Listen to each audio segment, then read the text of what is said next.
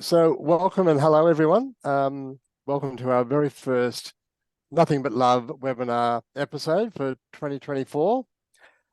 It's very exciting to do this type of platform for the very first time. My name is Russ Gluyas, and I am the coordinator of ACON's aging program, better known as the Love Project, or Living Older Visibly and Engaged. The Love Project aims to empower older LGBTQ community members, including people living with HIV, to live healthy, active, and more socially connected lives. I'd like to start by respectfully acknowledging the Gadigal people, who are the traditional owners, custodians, and first people of the lands of which I'm joining you from. I would like to pay my respects to elders past and present, and also extend a very warm and respectful welcome to Aboriginal and Torres Strait Islander people that might be joining us in the webinar tonight. And look, I invite you to also put in the chat where you're coming from, what lands you're coming from. I'd also like to thank the New South Wales Government for supporting this series of webinars. We're also collaborating with our Northern Rivers ACON team, which is very exciting. We always like to do something with one of the other branches. And we'll be delivering some online and face-to-face events with them as well, but I'll have some more information for you towards the end of the webinar. The Love Project marks its 10th birthday this year. So I've been running it for 10 years, which seems crazy. So what better way to celebrate that than to have a chat with some fabulous LGBTQ heroes, activists, icons, performers, creators, business leaders, and much more, and people who really and truly represent our communities. So without further ado, today we have nothing but love for these two community legends, Robyn Kennedy and Robyn Plaister, who amongst many, many achievements, and we won't have time to get to all of them, are the authors of the 2022 book Camp, Australia's Pioneer Homosexual Rights Activists. So welcome, Robyn and Robyn. Thanks, Russ. We've got you both there, nice, loud and clear. Look, just to put a little bit of context into this, I was thinking as I came into this, homosexuality was decriminalised in New South Wales in 1982. I was just 20 years old, and right in the middle of a very dramatic coming out. I had no idea things were happening in the background. All I was really focused on was finding my tribe, finding a safe way to come out, and trying to enjoy that process with a whole lot of drama going on around me.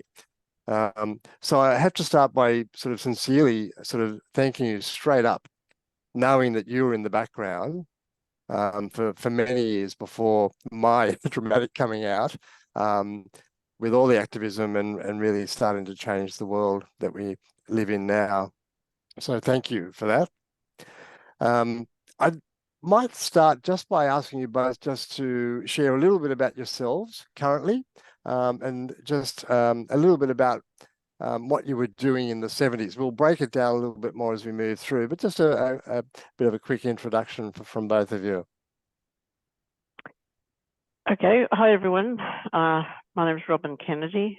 I've been an activist, pride activist, since the 70s, when the movement first began in Australia. A lot of people think the pride movement in Australia started in 1978 at the first Mardi Gras.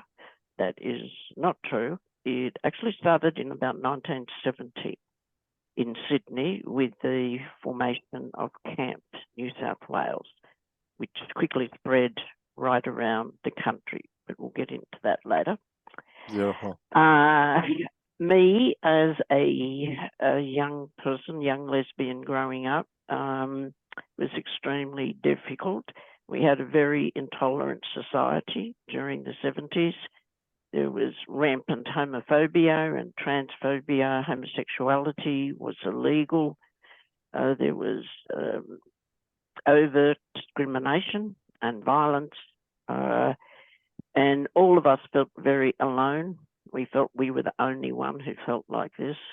And we were getting very negative messages from all parts of society, the media, very negative role models. So it was really tough growing up in that environment. And that's one of the reasons camp was so important, because really nothing else existed before then in terms of a safe place, somewhere you could meet people just like you who weren't abnormal or had a mental illness or all the other things we were told. So I had actually already been a bit of an activist even at school, because that was the period of the Vietnam War. And I was a bit of a social activist even in my last years of high school.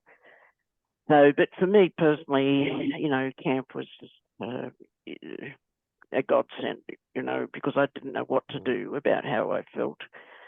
And being able to connect with that organisation changed my life. Incredible. And nowadays, what keeps you busy? Well, I'm theoretically retired. I retired about 6 or 7 years ago, but I don't think I've ever been busier.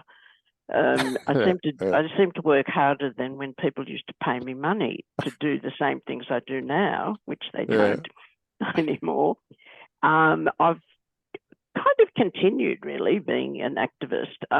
When I did have a paid job, I mainly did work in social justice and human rights. I think it's just me, that's who I am. And, you know, if I can do the kind of things I like doing and get money for it, well, even better. Yeah. But since I retired, I've been pretty active. I was on the Sydney Gay and Lesbian Mardi Gras board for a couple of years and was very involved in the bid for Sydney World Pride. I've also worked quite a lot at the international level. I was Vice President of Interpride, which is the global organisation for Pride organisers, and was extremely active in that group. But I decided I had to stop doing all of that and pass on to the next generation. So now at the local level, I'm just involved in the 78ers group, First Mardi Gras, and everything else, I'm not doing any of that anymore. Great. Well, I'm glad that you're still involved with the 78ers. That's you're still there. You've still got sort of your fingers in the I'm pie. still around. I'm still around. And Robyn Plaister, can you share a little bit about yourself and what you're currently doing, and perhaps a little of what you were doing in the 70s?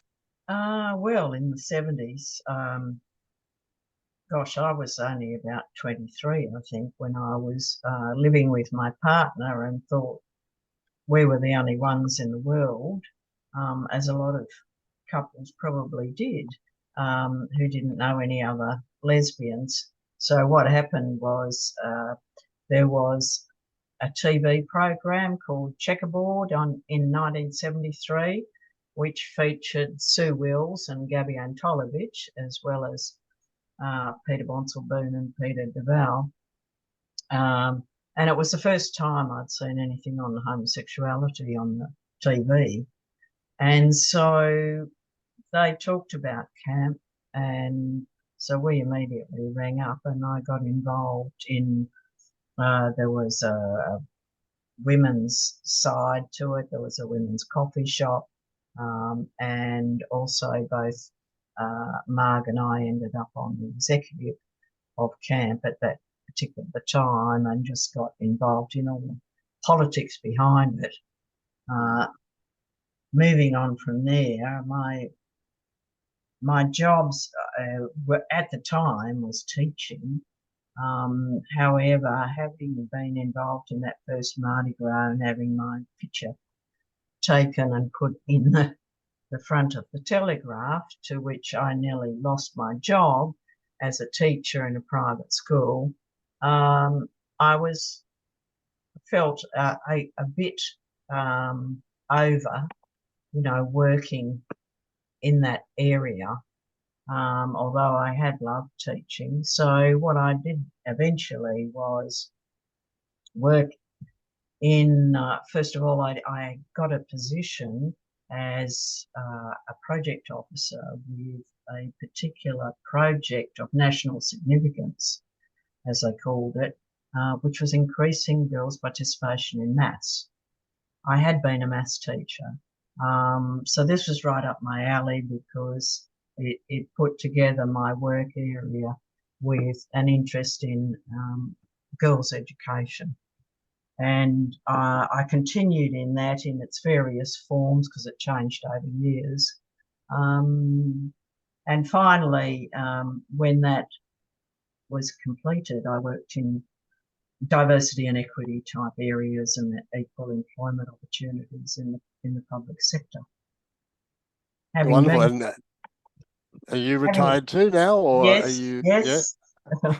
Yes, one of those public sector jobs where they offer redundancy yet again. Yeah. It was about the third time I'd been offered it. So I decided to take the golden handshake. I wasn't going to probably get it offered again. So I did that and left. And yes, look, my involvement now is in 1040 Matrix, which is a lesbian organisation which works on social support and education of older lesbians.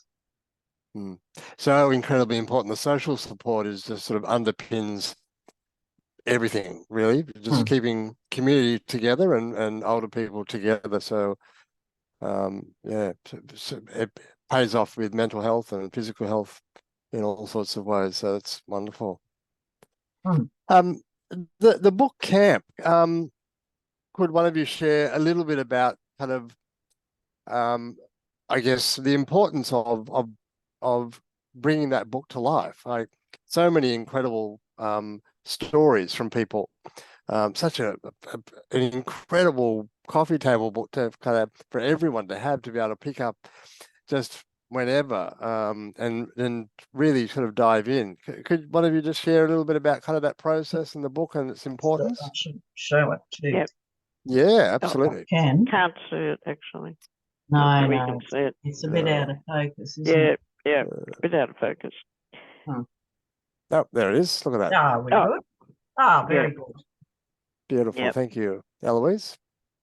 Well, I guess a couple of things happened. One, this is going back a few years now, 2021 represented 50 years since the first meeting of camp was held, and nothing before had existed like that. We thought, well, we need to mark this 50 years with something. And we started working on it, and our plans became very ambitious about all the things we would do. And then COVID happened, but we thought, well, at least we can do a book. That's something we can do remotely. But really the purpose of the book wasn't just to recognise the role camp played. It was really to answer the question, what happened before 1978? As I said earlier, there is an assumption that the Pride movement didn't exist before the first Mardi Gras parade, whereas in fact we had an incredibly vibrant movement right across Australia, with organisations doing all kinds of groundbreaking activities.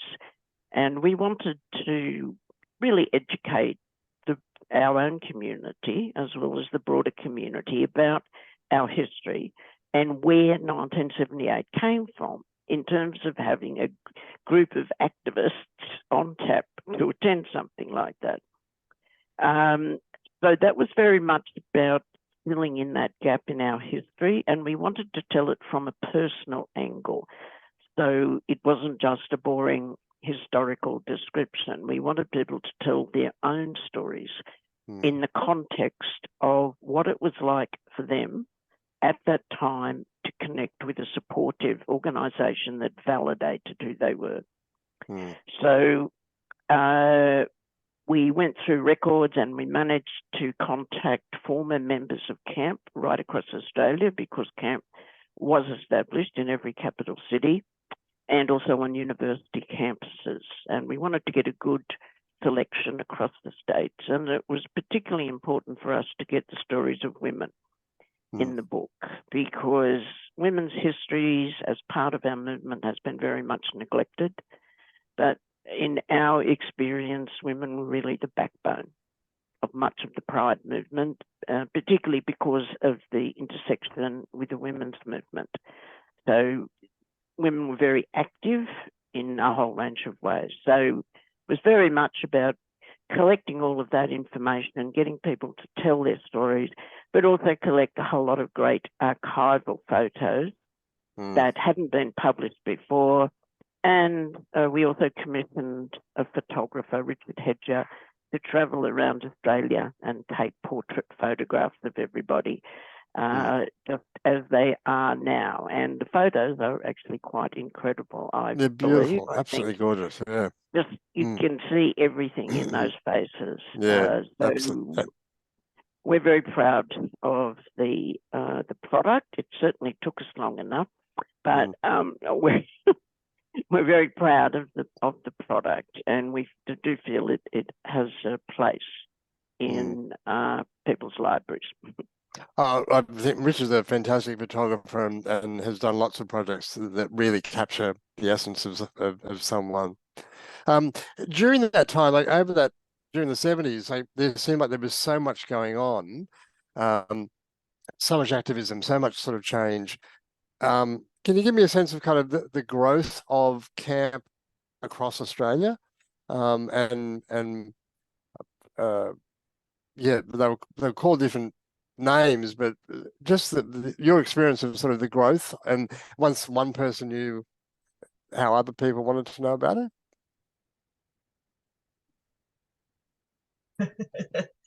Is that a question for you, Robyn Plaister? Essentially, I think what happened initially was that with that first public meeting, there was a huge amount of people being interested from other states, as well as internally New South Wales from regional areas. And of course, their concern was, how do we meet this particular need?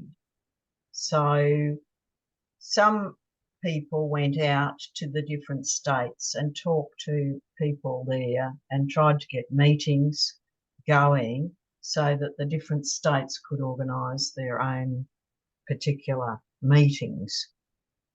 And over time, it worked in some of the campuses first, and then it worked in other particular states, and each took on their own flavour about what sort of organisation they particularly wanted.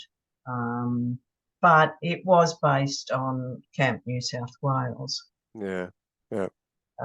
Robyn might want to add to that, but yes. Yeah, I think really when people heard that there was an organisation that they could join, that they could be a member of, they could meet other people, they could be who they want, it was like opening the floodgates. I mean, we have to remember what an oppressive time it was. We also have to remember it was pre the digital age. There was no internet, there was no mobile phone, there was no Facebook, nothing like that. So word actually spread in other ways, ringing people up, all of that. But the word got out incredibly fast. I mean, the first meeting of camp, which was in Sydney, was held in early 1971. By the end of 1971, there was a camp in every capital city and on university campuses without an internet or mobile phones or anything like that. So I think to me that just reflects how desperate people were to connect, because we all thought we were the only ones in the world and there must be something wrong with us and these kinds of things. So it was just this incredible longing that was finally able to be touched.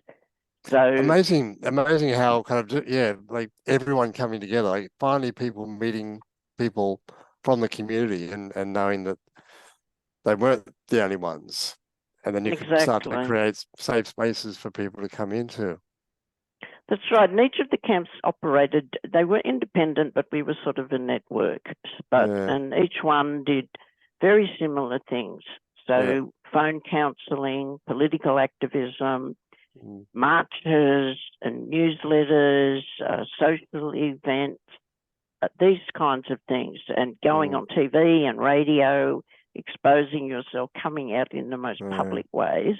Which wasn't all that safe at the time, which is why one of the other important things that each one did was find what we called club rooms. So rented premises, not usually with no signage, that you could go into, that was a private safe space. And then you would go there, you could attend a meeting, you could just go for coffee, whatever. And this was a high priority for each branch because of the need to provide that safe space. And it had to be anonymous, of course, in terms of signage, because otherwise it could have been targeted. In fact, some were actually broken into by police, battering down the door. The Melbourne one was firebombed. So, you know, there was all of this kind of stuff that people had to be aware of. But of course, nothing ever stops us. And each one kept operating for a number of years, although that varied in time. The last one was Camp Western Australia, which didn't stop functioning until 1990. And that was largely linked to the how slow law reform was in that stage. I'm very conscious of that idea of safe space.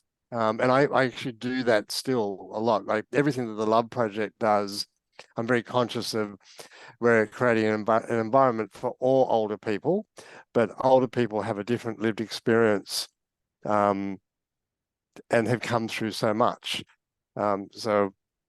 I think what we've started to kind of secure is whenever we do hold an event, people know that they're going to be welcomed, they can come in, they can be themselves, they're going to be with community. And I think that's, so important. I think there's a lot of people that still probably fear kind of being out and perhaps being exposed. So the other thing that slips into that sort of time frame is the phone counselling service, which started and still goes to this day, which is incredible. I know it's changed forms.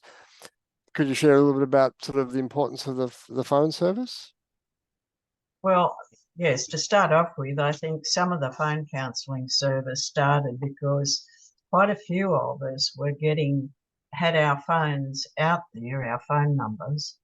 And again, that was the only form of getting information in those days, unless you put posters up or something like that with, no online means, etc.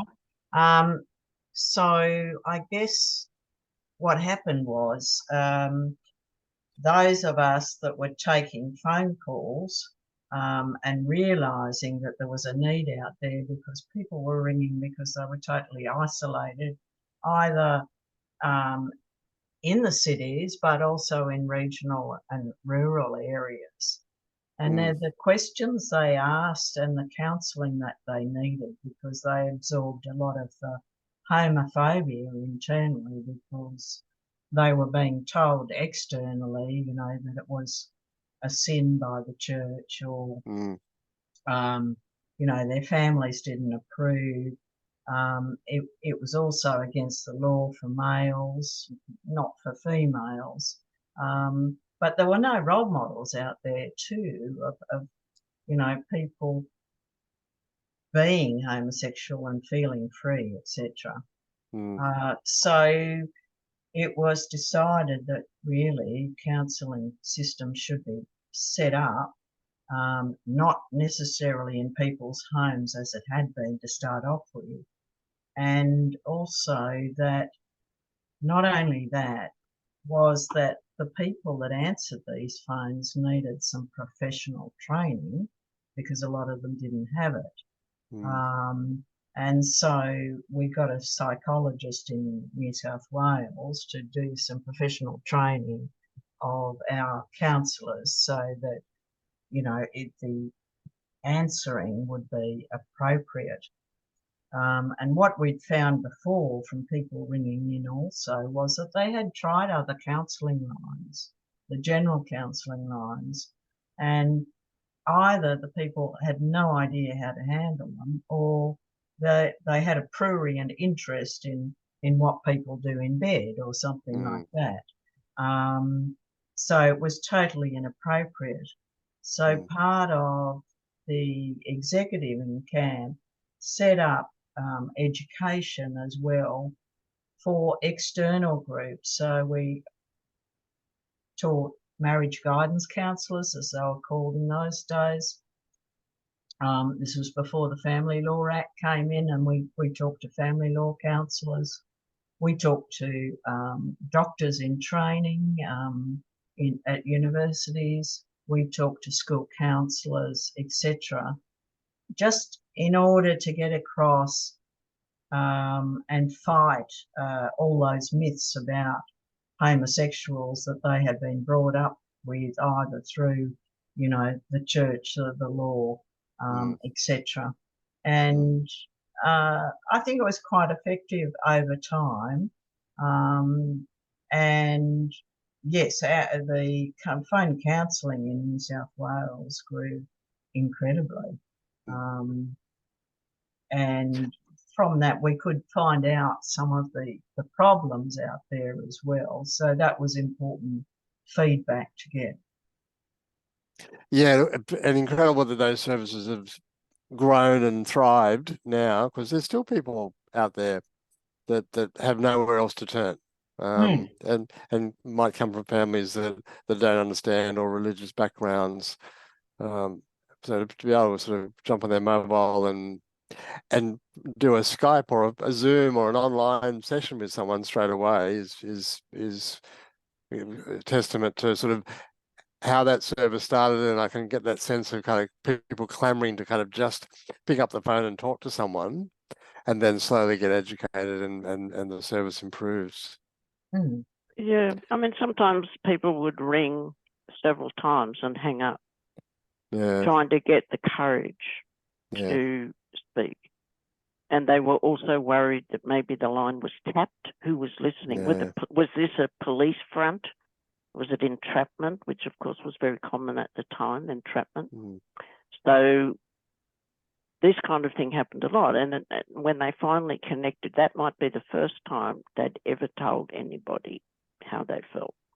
So it was very important to support people who were going through dealing with their sexuality in unsupportive times. And that first connection would then encourage them over time to come into the club rooms, where they would be welcomed, and they'd meet people, they'd form friendships, relationships.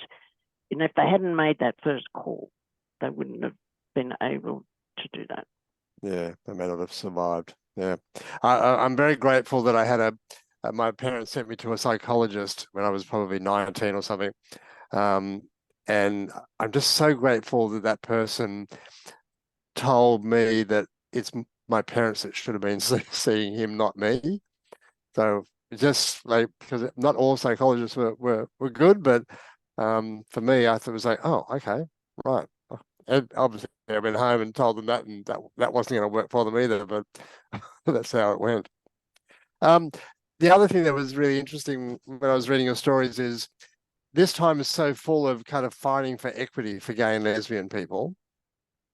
But what also strikes me as what was really important was sort of the movement of feminism and lesbians to find spaces. So you kind of, you're holding a lot, working towards kind of equity, but also really starting define safe spaces for lesbians. Can you talk a little bit to that and being in the middle of that? Yes, because I mean, really, in the 70s, well, we came out of the 60s, which was a sort of developmental period after the war in the 40s and the results of that in the 50s. And there was such a push on family values and women getting married and having kids and staying at home, and letting the men from the war come back and take those jobs which they had been doing. It pushed women right back. But the 60s was, well, in America, you had the civil rights movement, the black movement, the women's movement, flower power, etc. So things were opening up. The mood, I think, was generally changing about where we were going. So we were lucky in the 70s in that sense. After Stonewall happened in 1969 in America, I think we over here were just starting to get a lot of the literature about the women's movement, and also the homosexual movement over there. So the thought was, in women's liberation, which commenced around 69 in Sydney, was that even though there was a preponderance of lesbians in the movement, and they were working in women's refuges and, well, rape crisis, abortion control, etc. There was, I guess, a lot of feeling that really you couldn't say anything about lesbianism because those places might be defunding when they started to get funding, because there was an emphasis then on relying on the money from the government to keep those places going, you know, by the mid-70s. So it was pushed to the back burner. And I think in camp we had started looking at lesbian and gay parents and custody of their children.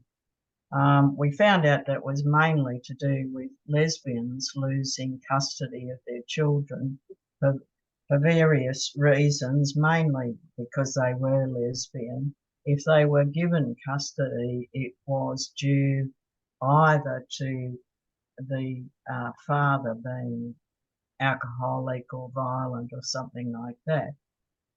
And often, if the women got custody of their children, it was purely due to, I mean, what was given by the court was basically that they shouldn't show any affection in front of the children.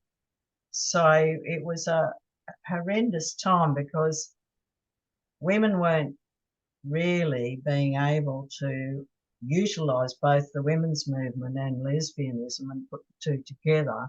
Lesbian mother information and lobbying certainly did to a certain extent, but it took some time for feminists to really be involved upright in rights for lesbian. And many of them came out to the first Mardi Gras, and they were involved right at the front of the Mardi Gras, and those were a lot of the women that were arrested that night in that violent situation. Was there? I might just come in as well on that, just on that question of women's spaces. Just to put it in context, as I said before, it was, you know, a very oppressive time, and it was also a very misogynistic time.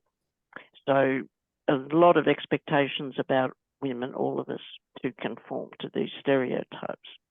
So, and there was also the issue of safety of race. So it was really important for us to create spaces for women because we didn't really have anywhere to go. The bars that existed were oriented towards men. And so we really had to build our own community. I mean, this is true with the Pride movement as a whole in those days, because society rejected us, so we built our own, essentially. And within that, we built a very strong women's community. So we had the women's nights at camp in Sydney, which was a social evening. And we used to have women's dances, which personally I just think were fantastic, and I wish we had more of them now. It was great fun, women's bands at those, but also just things like barbecues in someone's backyard, and we had lots of parties at, you know, individual homes, all packed into some small house. And all of that, I think, it was very sustaining. It was very empowering for us, because we were pretty much on the outside of the movement. A lot of men were very focused on law reform, and they didn't see the intersection of sexism and homophobia and laws against men. So sometimes we felt very much on the outside, and like we were really had to fight our own issues as well as support the Pride movement as a whole. So these spaces were very important for supporting us and keeping us going. Absolutely. And during that time, you mentioned the bands. You mentioned in your chapter the Shameless Hussies, Stray Dags, Clitoris, and the Ovarian Sisters. And I was curious to know which was your favourite.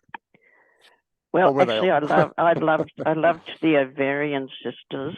They were from Tasmania. They were such a hoot. They were so irreverent. Their lyrics were hilarious of all of their songs. They were like a bush band, the way they performed, you know, with the sort of, you know, with the foot on the drum and that kind of thing. And I just thought they were great. I loved them. I mean, all the women's bands were fantastic because, again, it was just a positive role model. Because as feminist lesbians, we were very focused on, you know, we can do anything. We can change the world. We can change our life and the world as a whole. So it was very much having these positive role models. Look at these great women up on the stage, you know, that, you know, playing their own music and creating this wonderful atmosphere. So yeah, that for me, all of that was very important.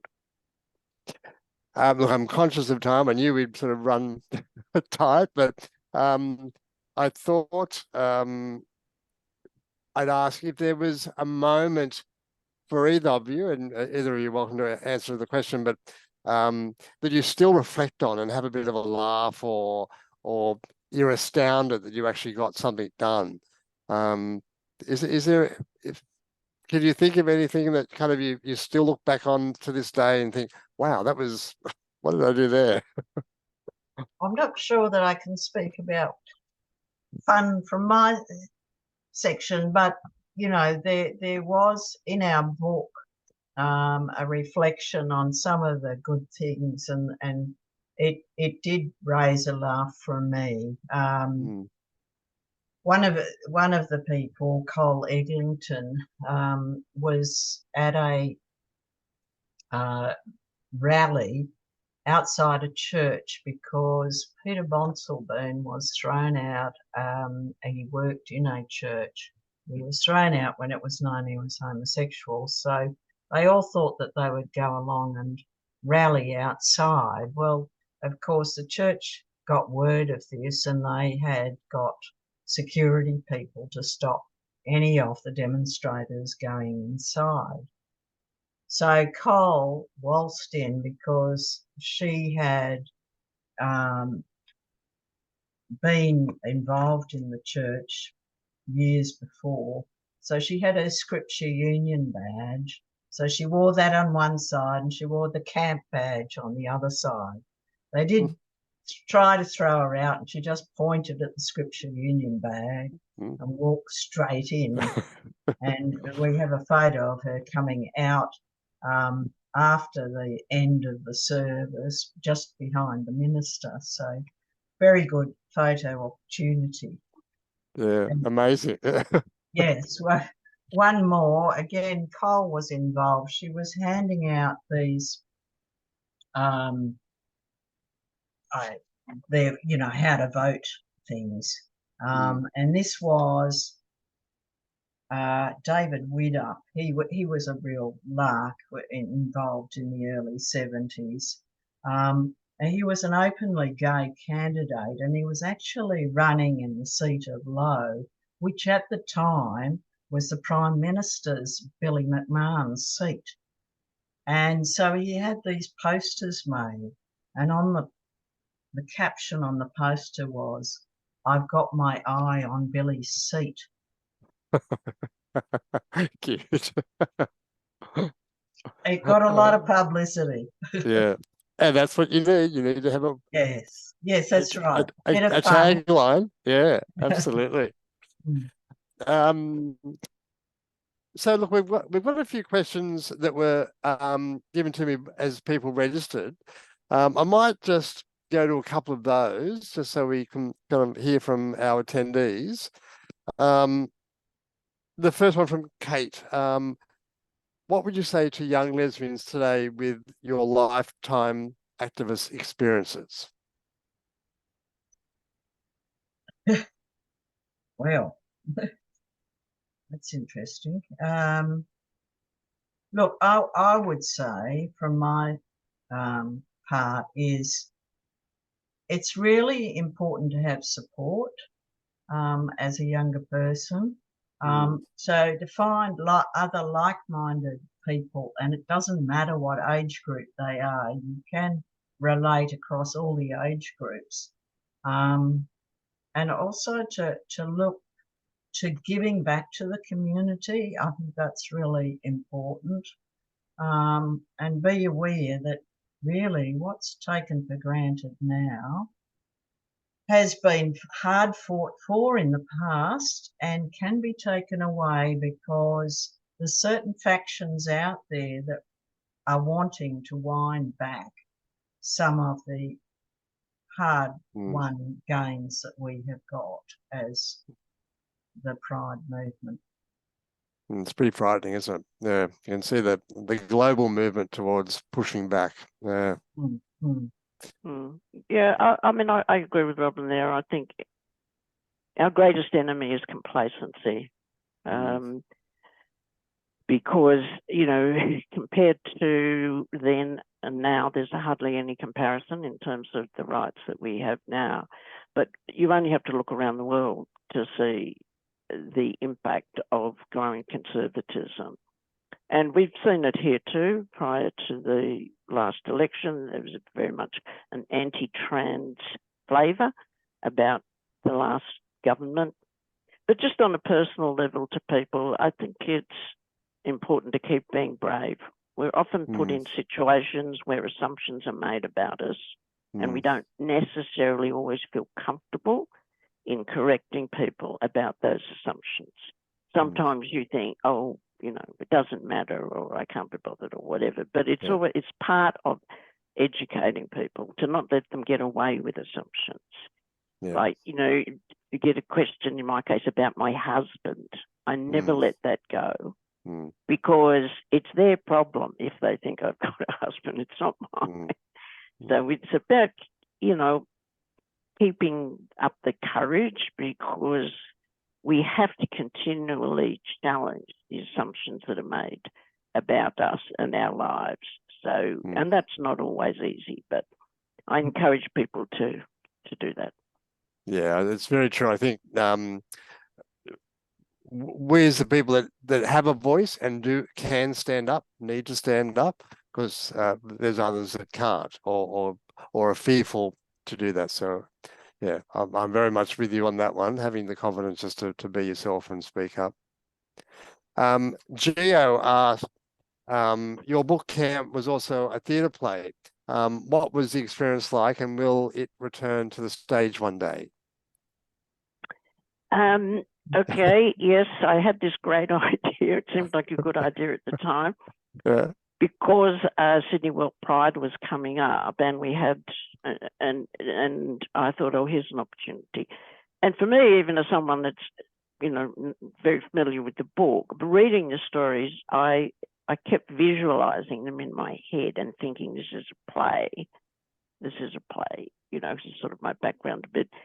Anyway, I managed to convince a few people of this, and I got a bit of funding, and yes, we did stage camp the play, which was based not just on the book, but also interviews that the playwright conducted of people in the book. So it's a bit of a mishmash in a way of events and people's stories. There's a fair bit of me in there in terms of the things that happen and opinions and things. And actually it went really well. You know, I was surprised that we had a very short amount of time to put it together, cast it, stage it, rehearse it. I mean, we had 7 actors, so playing younger and older versions of characters. So I don't think it probably ever will get staged again. Yeah. Because I don't think we'll ever get that money again. It's very expensive to stage a play with that many people. But it was a great experience. But if anyone wants to throw money at it, I won't say no. Oh, there we go, Chair. That might be an invitation to you. Look, I'm conscious of time. One more that maybe you can both answer from Stacey. What would you tell your younger self now? For me, I'd say good on you, actually. Yeah, good. Yeah. You did what you did then. Yeah. You know, sometimes I look back a bit amazed at what I was doing in my early 20s, considering, you know, I was working full time, I was going to university, and I was also involved in CAB full time, really. Yeah. And it's set me up for the rest of my life, because I think camp gave me all the skills that I would need, especially working in diversity and equity areas. You know, we learned how to speak publicly. We learned how to lobby. We learned how to go and talk to politicians. We learned how to write submissions. We learned how to organise conferences, etc. And all of those skills that I learned in that held me in terrific stead in the jobs that I was involved in. Yeah, I feel very much the same. I feel lucky that I was able to take advantage of this nascent movement, and it suited me down to the ground with my personality, because I love being in there and causing trouble. So it was a great opportunity, and you know, I did exactly what I wanted to do. I wanted to contribute to social change, and I was never hesitant about that, and my career reflects that as well. But I agree, I did learn a lot. I was very young when I first became involved. I was only 21. So, you know, I was still at uni at the time, doing a course I hated, but that's what you do. That's probably the only thing I'd change. But yeah, it was just a great opportunity for us all. And I think the strategies that really worked then still work now.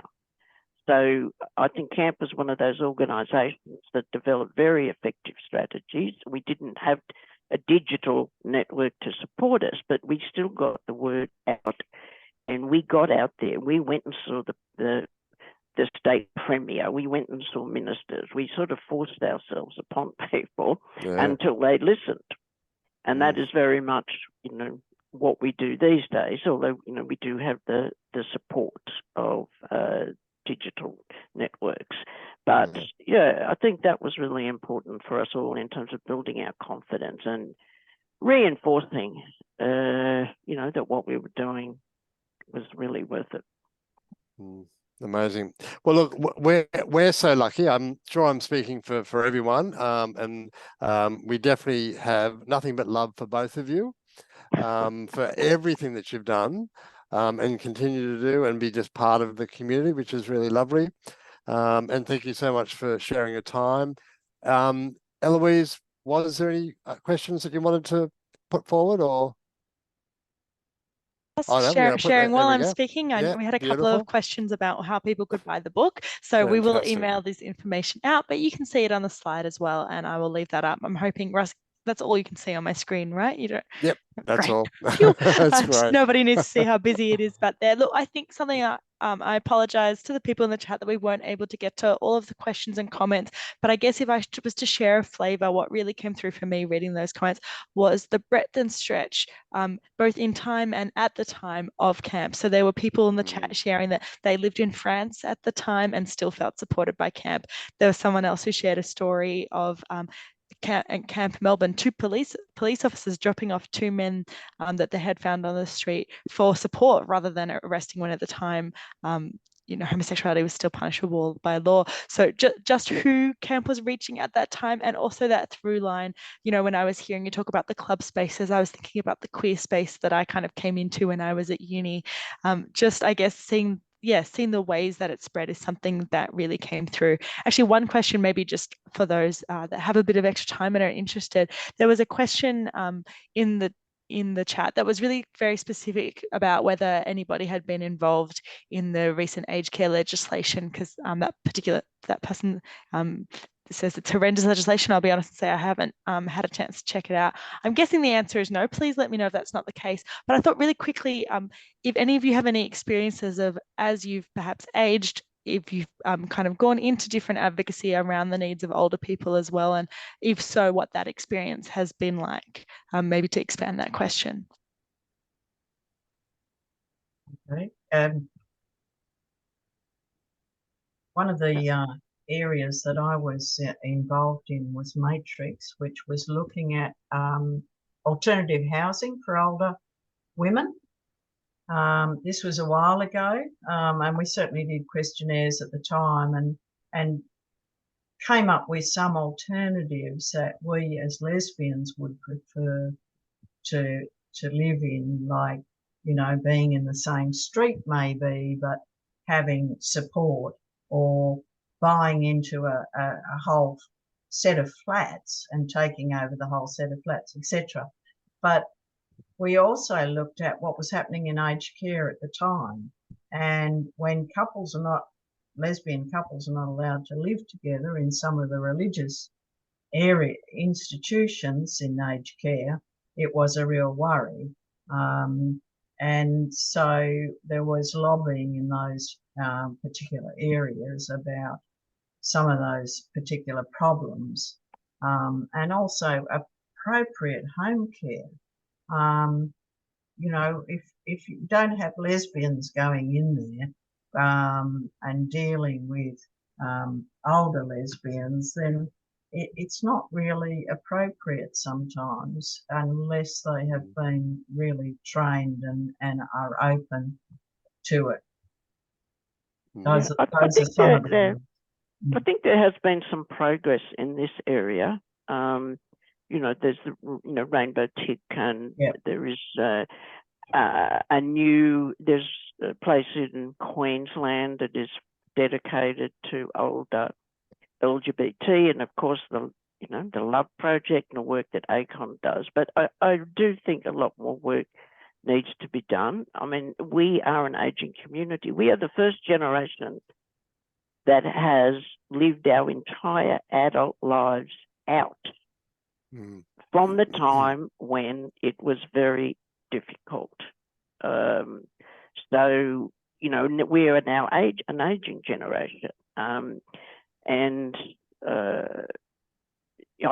think, it is something that it certainly needs a lot more attention to have appropriate accommodation and support services. And I agree, home-based services is quite important. And just on that image that's there on the screen, it says camp is being reprinted, but it actually has been reprinted. This was just an old one I had. So it's actually available right now. So get out and get your copy right now. Our little bird told me that it's available at Fair Day. Is that? Yes. Yes, Yes. Robyn and I will be there at the 70acres tent. If you want to pop into the 70acres tent, we'll have some copies on sale there, and then you don't have to pay the postage. Beautiful. And just on that aged care issue, I think that's a whole topic that we can really get into, and probably a good idea for one of these webinars, but also we're looking at doing a little bit of work with New South Wales University and their Aging Futures Institute, and they're very keen to sort of understand our experiences of older queer people, so that might be something that's coming up sort of mid-year as well. So look, thank you very, very much, Robyn and Robyn. I'm going to let you go now. Our next guest on the 11th of March is the wonderful Seymour Hardy, the remarkable photographer known for her extensive documentation of the Sydney queer community since the 70s. We're all friends, so we'll all know Seymour probably. So I'm excited to have a bit of a chat with her. I've got a couple of little announcements. Robyn's, you're welcome to leave or stay for these announcements. It's only going to take me a couple of minutes. We're actually screening in partnership with Queer Screen, Isler's Way, and you can get tickets for that on the Queer Screen website. That's on Saturday, the 24th of February at the Event Cinema in George Street in Sydney. We're also holding 3 digital literacy events coming up in March and April, and you can register for those. The registration is open today, so you can register for those on the ACON and the Love Project websites. And our highly anticipated Afternoon Delight event will be moving forward in March. We're just confirming the date, but it will be happening in March for sure. So those of you that know about that will probably be coming along again, but keep an eye out for Afternoon Delight. I'll be sending out a link in the morning with some feedback to get some of your feedback. It's all really welcome. As this is the first one and we'd like to move forward in a very constructive way, please feel free to give any feedback and comments. So you get a link in the morning for that. And this is being recorded, so you'll be able to watch it again on ACON's YouTube channel as well, probably by the end of the week. So probably we can leave it at that. Thank you, Eloise, for being an amazing support tonight. Really appreciate it. And thank you to everyone. I can see, I haven't been able to get to all the comments, but I can see a really lovely flavor of people kind of asking questions and sharing their experiences as well. So thank you and enjoy your evening. Thanks so much, everyone. And thank you for all the lovely comments in the chat. Yeah, absolutely. Bye for now. Bye.